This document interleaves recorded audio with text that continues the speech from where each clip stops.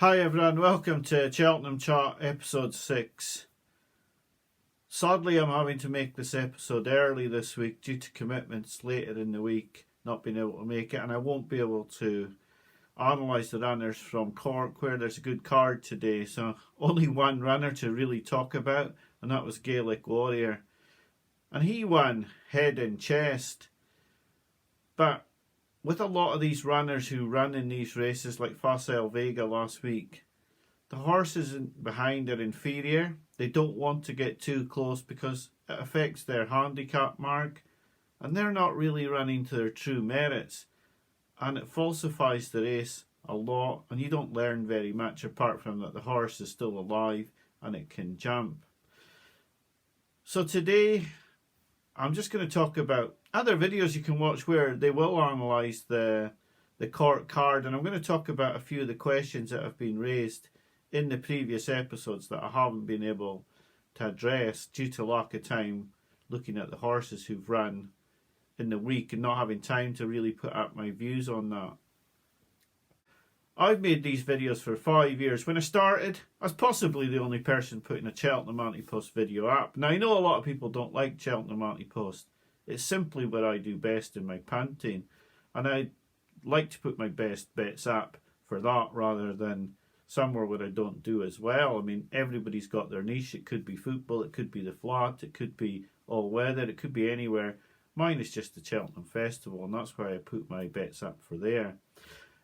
But there are so many of these videos out there. When I started, Andrew Blair White was one of my first subscribers actually, and Andrew was just starting to make videos then.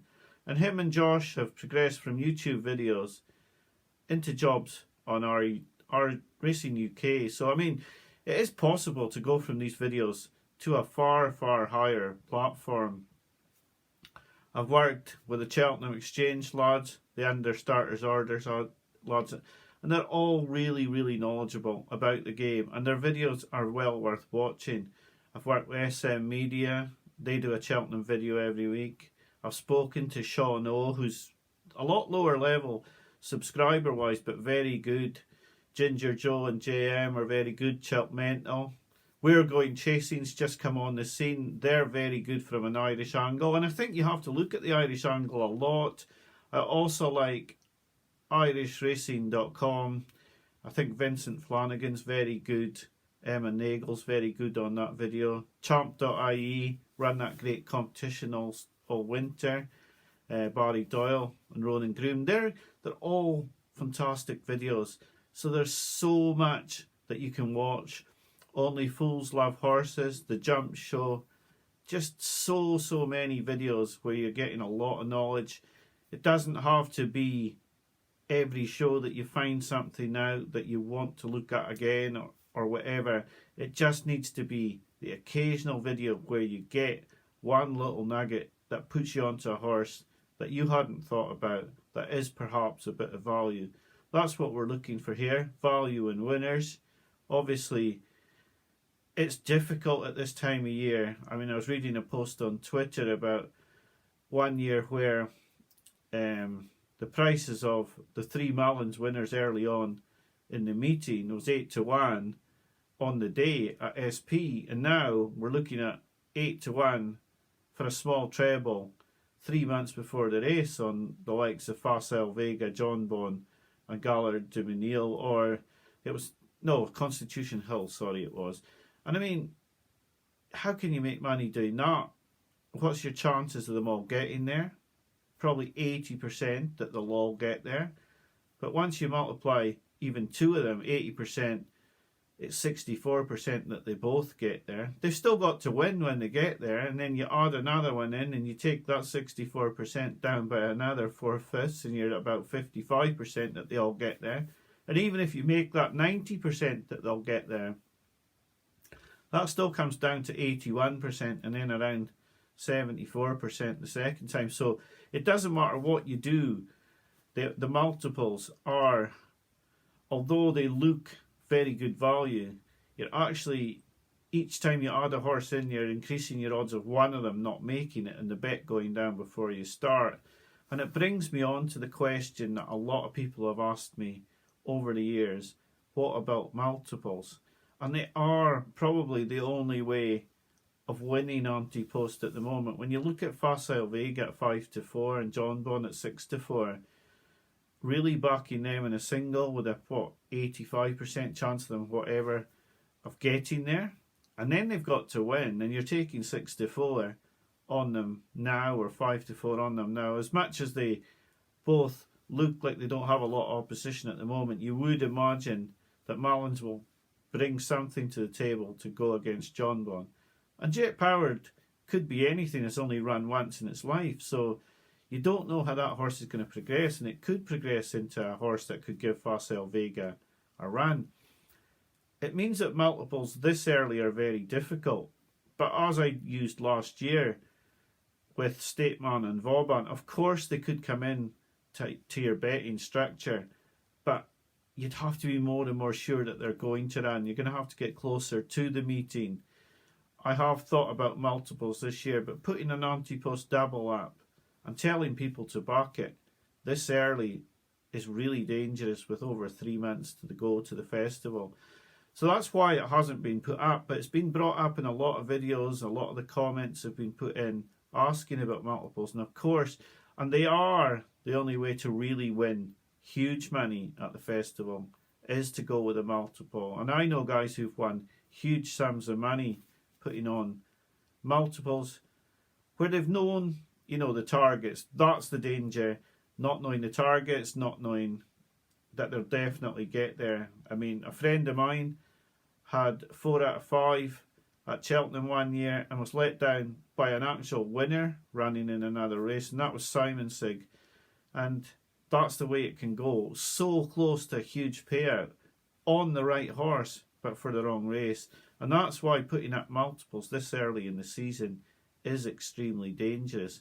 One, that one of the horses could become injured, and the other, that you've just got to get them all right, and the more that you put in, the more chance of it going wrong. That's why I would never put a multiple up this early in the season, but it is the way to go, closer to the weight. Well, like last season where we put up Vauban and Stateman in a double, and that was securing a profit even though the nice guy had already been put up and put us in a good position. The problem is with putting bets out early, out of a bank like I do, I tend to want to put horses out early in the meeting so that I can feel that I can repair the damage if they don't win early in the meeting. It's fine when you get a horse like Honeysuckle in the Mare's Hurdle that I had that year, where that horse has won, because then that helps you to, knowing that you've already got the winner in the bag and a decent sort of profit to play with. But if you have a loser like Tell Me Something Girl, and a couple of your other Ante Post bets have lost, and you've only got half your bank left, then you're playing catch up all the time. So it is a balancing act between putting a horse up. Like if you put a horse up like I put up last season, the Nice Guy, it's not running till the final day. So I can't really hang on my hat on that horse winning, especially not at 14, 18 to 1 like it was. And that makes the betting of it very difficult. So I'm just going to go on to a few horses that I want to talk about today, because I haven't got a lot to talk about in the video apart from that. So when you look at the races, especially on the first day, you see a lot of early favourites. Like I've said, if you put in Facile Vega, John Bon and Constitution Hill at the prices they are, you're probably only looking at about 6-7 to 1 for the treble. Ante Post, looking at one of them maybe not making it, a horse coming into the Arkle, which could, scupper the chances of John Bon. That could be Dysart Dynamo. It could be one of the other horses like Flame Bearer of Mullins. You just don't know. Phil Dore, Banbridge. So it's very difficult to put that sort of multiple off. Yes, Facile Vega looks a bit bomb-proof in the Supreme, but you just don't know what could run there. Jet Powered could still come out and run another enormous race, and then you're in sort of the territory of a serious rival. Constitution Hill looks bomb-proof, but do you really want to back a sort of 1 to 2 for a sort of 6 shot when it's got 3 months to stay fit before it runs. That's not really a great bet. Then you've got Gallard Dimonil in the National Hunt Chase. So he's run an absolute stormer first time out, but he's very short at 11 to 4 for the National Hunt Chase. So you've got a lot of early short price favourites on day one. On day two, it's a bit more open. The Ballymore looks very open, especially if Facile Vega goes to the Supreme, but you don't know that for sure. The Brown Advisory looks quite open at the moment, especially with the Nice Guy being injured. The Champion Chase, Edward Stone's thrown his hat into the ring, although Shiskin's sort of thrown his out of the ring as such. And Ergamine will run today, and we'll see more about him. So the Champion Bumper looks enormously open this season. So like day two, it's hard to find a bet, but it's very open. And if you can't find a bet, you're looking at possible horses to back there. On the Thursday, it's difficult. The Pertemps favourite, Shoot First, is very short already, but looks incredibly well handicapped. But the British handicapper could have his say. That horse ran at Cheltenham. He could put that horse up a little bit more on collateral form with Botox Haas, etc. So it's not easy. The Stayers Hurdle, I still believe that, you know, Florine Porter could be a bit of a big price at the 5 to 1, 11 to 2 that he's showing at the moment. But it's not easy to actually go through the festival and find bets where you're very confident about winning. Galloping Deschamps, when do they run the John Durkin now? He's starting out over 2 miles 4. And you're going to be taking a risk all the way to the festival that he actually stays 3 miles 2 in the Gold Cup, should he run in that race. The Bartlett's always very open. So it's very difficult to make anti-post picks at the moment. I mean, I've said that although I had no video bets that I've backed, Tell Me Something Girl, now that looks a very poor bet now. And you're taking a lot on trust when you back any of these horses at the moment in the Mayor's Chase. Like Allegory Devassy's not run yet.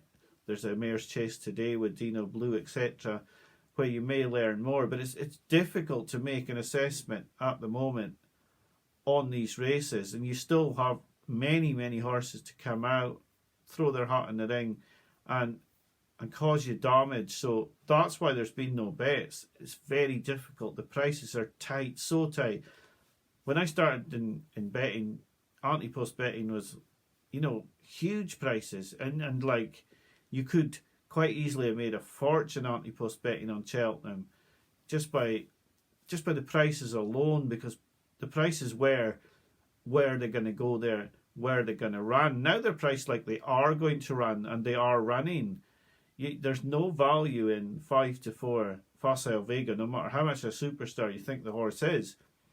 I mean, look at Constitution Hill before the season had even started. We didn't know how he'd do in open company. It looked like he'd do well, but he was around 11 to 8 before he ran in the Fighting Fifth, and before Honeysuckle was beaten. And that's what you're up against trying to win in these seasons. Like I've said, there's loads and loads of good videos for you to go out and watch. I wish I could have looked at Cork today. Just circumstances have simply met and I can't. So I have to put the video out without an analysis of Cork today. But I wish you all a good week. I hope that we get a bit more racing. It doesn't look very likely from the sort of advanced forecast, but you can never tell. I'll be back to you next week with another video. The comments are still not open, but if anyone wants to drop me a DM on Twitter or any questions on Twitter, I'll try and answer them next week if there's no racing. But I will analyse, obviously, the Cork meeting today and anything else that happens during the week. So thanks for watching. Sorry about very little analysis this week. Bye for now.